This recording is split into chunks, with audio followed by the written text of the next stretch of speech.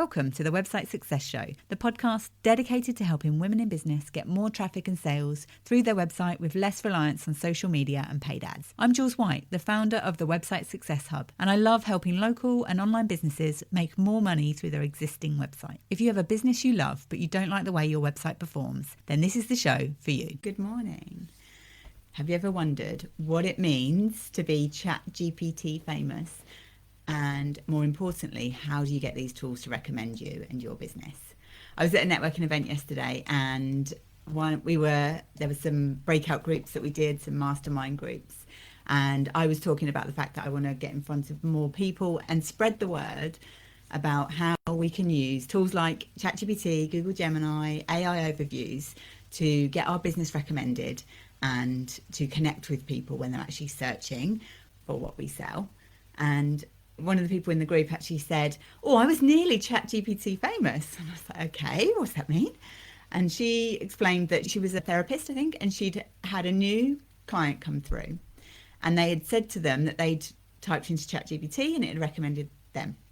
And she was over the moon, and she said, she was celebrating and she was telling all her friends and she was sort of going mad about it. And all her friends were like, "Oh, that's amazing. How did you do that?" And it was like this magical thing to actually get recommended by ChatGPT. And then it turned out when the client actually came through to her, it turned out that they didn't find them through ChatGPT, and it was another way that she'd found them. But either way, this is what is happening. People are using AI search, whether that is ChatGPT or they're just doing a regular search in Google, and your website is showing up in the AI overview at the top. And we've got the new AI mode coming very, very soon in the UK. If you're in the US, you may already have it. And this changes everything. This changes everything about the way people will search really about the results that people will get. So they may use different tools to search. People will still always be searching. That's not going away. People will always want information. They will always want to solve a problem. They will always want to buy things. And it's just really the way that information is delivered. That's what's actually changing, really. So one of the big things that sort of came up from this, I had this conversation lots of times yesterday about the power of what's happening with AI search. And what I kept saying, I said this over and over again, I felt like a bit of a broken record, was that if you think back to the late 90s, if you're that old, if you're showing your age there, but either way, back in the late 90s, there were businesses that didn't go onto the internet, and there were businesses that did. And the businesses that did, that embraced it, that went out and got even a simple website, started using that, were the ones that really soared. And we're at that point as well now. If you can get ahead of the curve, start getting recommended by AI search and get your business on there. If you're just doing slightly more than your competitors, and I always say this with SEO and with websites and everything we're doing with marketing, you just need to be doing a little bit more than your competition, especially if you're a local business, especially if you don't need to connect with the masses. You just need the right people, and you just need a steady stream of clients coming into your business. Then this is a real opportunity, really. Thinking about this and thinking about how we can actually get ChatGPT to recommend our business, I've had a couple of episodes around this. I have a workshop on this as well, where we'll actually dive into what this really means in terms of actually how to get your business recommended. But what does it actually mean? So being ChatGPT famous is, from my point of view, what I understood this person's, the way that she was thinking about it, was it like it was some magical thing that just, she had no idea how it had happened. Obviously it hadn't actually happened with that business, but this is something that came up in a chat that I'm in as well yesterday, where it was a couple of people saying, so somebody saying, "I had a new client today and she found me through ChatGPT." And then somebody else who, no, they didn't find, with the first person, they'd actually, the type of facial that they did had been recommended by ChatGPT. And then the second one who chimed in a reply to that said, ChatGPT recommended my salon as the best local place to come for this facial. And this is just amazing. When I hear this happening, I was like, big celebration dance. This is fantastic. This is what we want to be happening, because it means if you really realistically, the things that you need to do to show up on ChatGPT, a lot of that is your foundations of SEO. So you will still be showing up for people searching on Google, because that's not going away. People don't change habits overnight, and it is so ingrained in us, Google search, and that's why we have a verb for it. There's a reason that we say, I'm going to go and Google it. I was listening to some training the other day, And the person was saying, yeah, I Googled it, and she was actually talking about ChatGPT. So I Googled it, and then ChatGPT told me. People use that for the general term for search to go and Google it. I guess a bit like Hoover when we actually mean vacuum cleaner. So it's really interesting that how we can actually apply this to our businesses, and thinking about the fact that Google search is not going away. So why would we want our business to be recommended by ChatGPT? I think one of the big things is that it kind of takes away a lot of the research that people are doing. So before, people would type something into Google, and I say before, this is, as I say, this hasn't changed completely. Still more than 90% of searches that go through a search engine go through Google. So people are still out there using Google. But what would normally happen with traditional search is people would ask a question of, where can I get a facial for my dehydrated skin or something like that, and then Google would deliver 10 results, and then that person would go through and maybe look at the different businesses and look at the majority of people would click on the business in position 1, so that's the one that's going to get the most people coming through to it, and then all of those other businesses there, the ones that are in the map, that if they've got a Google business profile that's well optimized, people would click on that. But they would then have to make their own decisions and do a bit more research on which one out of those 10 recommendations on page 1 of Google should they actually go for. And they'd maybe be looking at the number of reviews, they'd look at whether they liked the website, they'd maybe go off and check out their social media, and they would make that decision. What it does when people use AI to search for this is it actually goes off and does all those searches for you, it does the research for you, and then it recommends either 1, 2 or 3 or something results based on what I know about you, based on what you need, based on what you've asked. This is what I consider the best solution. And what that then does is it immediately helps with that trust. So if you actually can get your business recommended in AI, then people are much more likely to trust it. As much as AI does hallucinate and doesn't always necessarily give us the answers that are 100% true, in this kind of circumstance where it's taken us through to an actual business, people are going to believe that so much more, and it's such a boost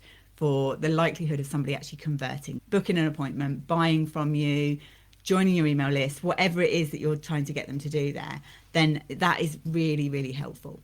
So a lot of businesses will find that they'll get traffic slumps as things move over. So especially businesses that have been relying on lots of blog traffic and lots of informational queries coming through to their website, because they will start to be answered within the search results pages. We've all seen it where you ask a question and you'll have the little AI overview at the top, and it will actually be answering the question directly there. So you don't then need to go through to the website to get the answers. A bit like years ago, we used to have to go through to a weather website to find out what the weather is today, or go through to a currency converter website if you wanted to convert pounds to dollars. Whereas now that all just happens directly in the Google search. And it's the same sort of thing there, that actually if somebody's searching for something informational and the AI overviews can deliver that result, then it will do. That's not to say that it's not important for your business to be one of those ones that are actually being drawn on for those AI search results. That can still be really helpful. You still may find that you do get some clicks through to that, but either way, it's all helping to enhance you actually showing up. The more you can show up, the more likelihood of people actually coming through to your website, the more likelihood as well that these AI tools, whether that is ChatGPT or Google, is actually understanding that you know what you're talking about, you are an authority, you are a place to be quoted. Because then that way, if they're quoting you on that, then also they're much more likely to quote you on something that relates to that is something where people would actually want to go through and buy, really.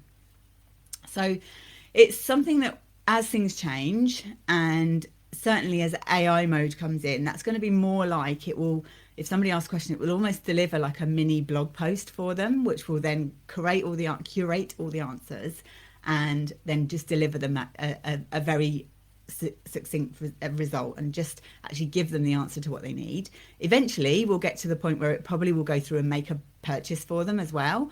I'm not sure how I feel about that. I feel like I definitely, like if I was saying to it to recommend some travel plans or something like that, I'm not sure that I would want that to all be completely automated, but who knows, when we've all got robot butlers, then maybe we will trust them to do these things for us, maybe. So thinking about how the tools choose who to recommend, it's not random, it's not magic, definitely not magic. It's magical when it actually happens, but it's not magic getting that to happen. So the foundations of this is making sure that your SEO is in place, making sure that the basics of your website is actually set up in a way that it's structured. You've got your page hierarchy as it should be. I've talked about this multiple times. It's really important on your website. Your website pages, thinking about them like an English essay, you'd have one heading at the top. If you were writing an essay, you would have a heading. That would be your main heading. That would be your H1 heading. You set that in your website builder when you go in, and it gives you the option of actually making the text bigger or smaller. That's how we usually use them, and it kind of sets us up to fail a little bit, really. And this is one of the things I can always tell whether people have done much with their SEO because of the page hierarchy. But what we want to be seeing is one H1 heading, ideally containing what target phrase, target keyword you're actually wanting that page to show up for. And then within that, you'd then maybe have some H2 headings, which may contain that key phrase once in one of those headings, maybe somewhere a bit lower down the page. Or it would then also contain similes, different ways of saying it, very, very much related phrases in there as well. So basically what you're doing then is showing that this page is about this topic, and these are the ways that this is also related. So it helps the bots and people, when people are reading it as well, helps them to understand why you are the authority, that you know what you're talking about, that this isn't just some random article generated by ChatGPT. So that having that in there, so then you might have some H2s. Within that, you may then have a few H3s within there. If you've got subtopics within those subheadings, then you'd have that in there as well. Aside from that, all of the rest of the text on the page would just be set as paragraph text. So Google knows from going into that page, these are the most important points, and it can really help to understand what this page is about and what this needs to be shown up in Google search results for. You'd have your page titles and your descriptions set properly as well. So make sure that they're actually making the most of what you've got available there. Your page titles, ideally you want to keep it around 60, 65 characters if you can. Definitely between like minimum 35, you've got up to 70. Normally around 60, 65 is good to do for that.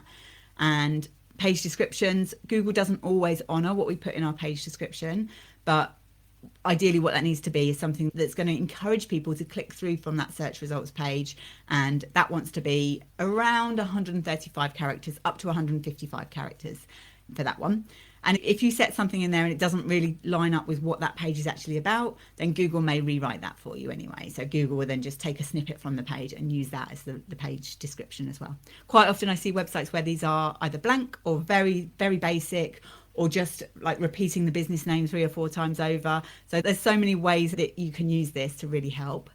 Structured data, making sure that your schema markup, which sounds very technical, is something that goes into the back end of a website, and it's where the main website builder, the main search engines rather, back in the early days of the internet, got together and decided on this code, which helps whatever bot is reading through your website to understand more about the data on your website in a more structured way. It's really important. Again, a lot of businesses aren't doing this. A lot of websites aren't doing this. A lot of website builders do this in the background without you realizing, but there's so much you can put in there, especially if you're selling products, if you're selling services, if you're a local business, if you are a sort of personal brand and you have a lot out there about you, then making sure that that is all in there, then that can make a massive, massive difference. You can even add things like your reviews in there as well. So this is all showing why you're a trusted business, which is one of the most important things with AI search.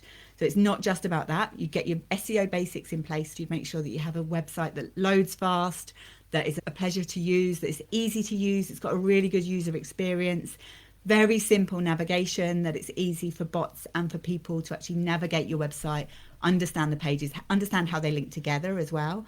And that's sort of the basics. That's the things that if you want this to happen, if you want to be recommended by ChatGPT, you need to have that in place as a given, really. And then it's also making sure as well that website content is showing what you do. It's showing what you do, who you help, how you help them, the transformation that you give. And I see this a lot where businesses are really talking about the problems that they solve over on their social media accounts, and then you come to their website and they're not really talking about that at all. They're not really talking about how they help people in very, very plain language. And all of this is plain conversational language as well, because the big difference when people are searching in AI tools is they're going to be asking longer questions. They're going to be using that more conversational language, and the results that are delivered back as well are delivered more conversationally as well. So just think about it as we're trying to do this. We're trying to get everything in place in the back end to help Google and help bots to understand our website. But ultimately what they're trying to do is help people understand our websites as well. The other thing that we need to have in place for our websites or for our businesses, and for especially for local businesses, to help AI tools to understand us, is having your Google business profile in place, making sure that you've got your local map all set up with everything that's available in there. A lot of times people just ignore it and ignore a lot of the tools that are available there. Making sure that you've got that in there. If you've added your services, if you've got that available, you've got added your products in there as well. If you've got events coming up in your business, you add those in as well. Making sure that your categories are set properly. Make sure that you're using all the categories that you can. Make sure you're asking for reviews. Reputation management is a big part of this, and making sure that you are that trusted business. And reviews and showing those trust signals are really important. This is one of the places when AI is going to be looking for local businesses to recommend. This is one of the places that is going to massively draw information from Google Business Profile and anything where you are actually showing up on the maps as well. So making sure as well that the content on your website is helpful. I think that's a big thing.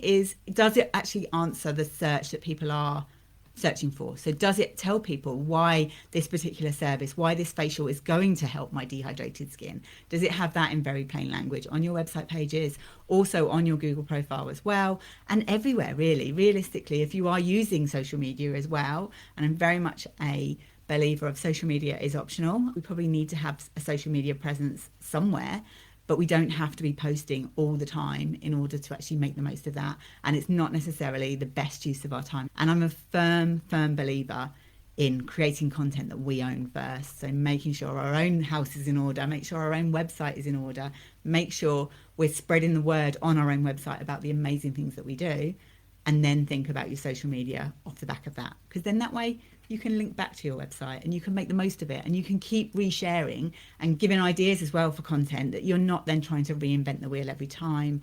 I think it was episode 3 of the podcast where I talked about why you don't have to just keep feeding that algorithm. I really believe in that. I think it's so important. And AI does pull from different areas. So when AI is trying to recommend businesses, it's not just about your website, but your website is the place that ties it all together. So your website is the thing that actually, that's the hub, it's an asset for your business. It's something that you own, and that's why making sure that's in order. And everywhere else that you're linking out, so all of the directory listings, all of the mentions that you're getting, if you're doing any digital PR or anything like that, bring that all back to your own website. Don't link out to your Instagram profile or your Facebook profile. Bring it all back to your own website, and then that way you're building your own authority, and you are building that as the content hub of your business, really.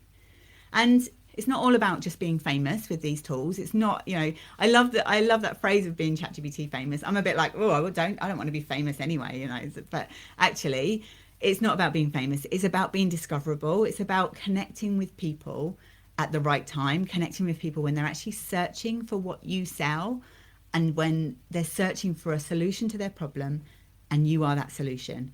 And I think that's where it does become magical. If you can make sure that you are actually being discovered and that you are discoverable, then it makes such a big difference. These kind of things, I wish I'd known this back in my salon days. I wish I'd known when I was in charge of the salon website back in the salon. I wish I'd known about SEO.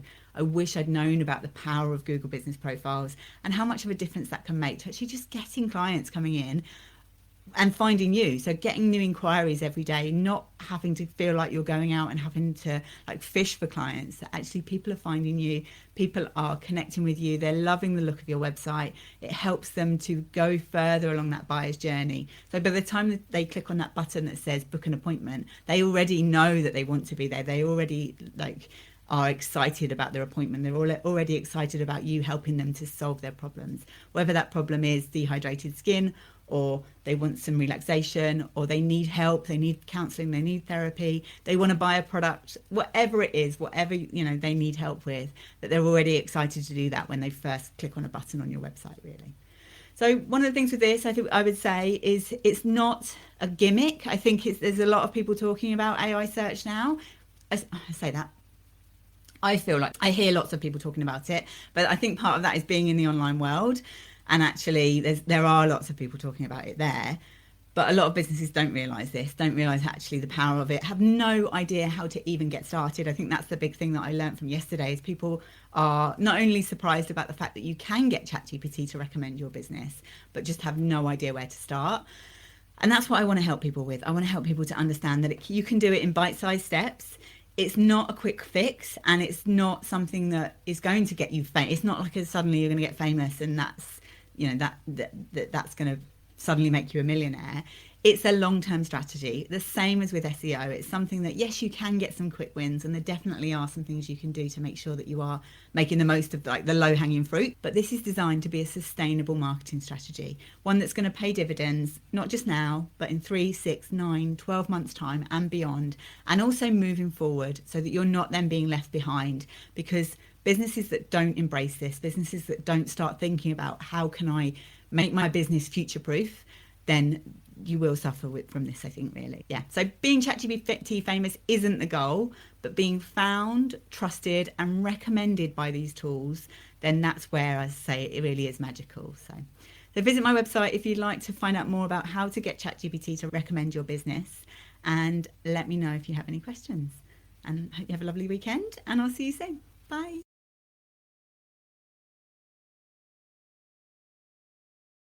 Thanks for listening to the Website Success Show. If you enjoyed today's episode, please hit subscribe and leave a review. It really helps others to find the show.